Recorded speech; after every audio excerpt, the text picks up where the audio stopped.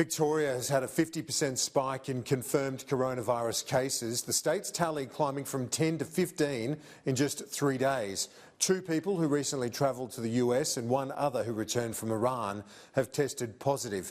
The Victorian Premier Daniel Andrews has called an urgent meeting of the Security and Emergency Management Committee for tomorrow, discussing ways to best fight the spread of the virus.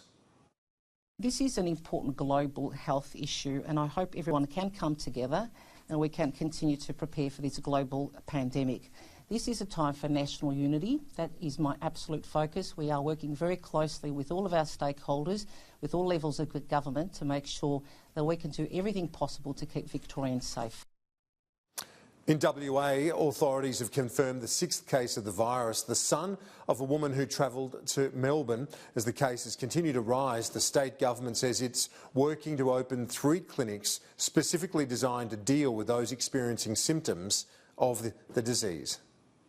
The way these clinics will work is that they're available to anyone who is experiencing flu-like symptoms, have travelled overseas in the recent past, have come in contact with someone who has travelled overseas, or who believe they may have come in contact with someone who has had a positive diagnosis.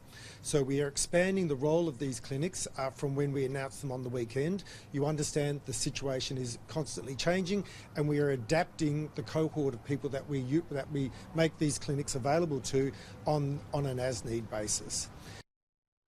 Health authorities are warning that there has been a sharp upturn in the number of cases outside China.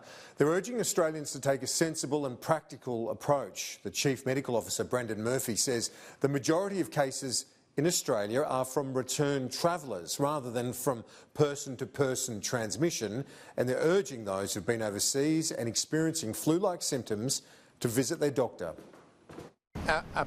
Approximately, I think 60,000 of the 109,000 have now recovered. And that is a really important thing to note, that 80% plus of people with this disease have very, very mild disease. That's probably one of the reasons why large outbreaks developed in countries like Iran and Italy and South Korea, because cases might have seeded from China in January and they spread in the community without people really noticing it. People probably thought they just had colds or mild flu-like illness, and it wasn't until some people got severe disease and died that it was realised that this case had spread. So for the majority of people who contract this disease, and this is what we've seen in Australia, it is a very mild condition.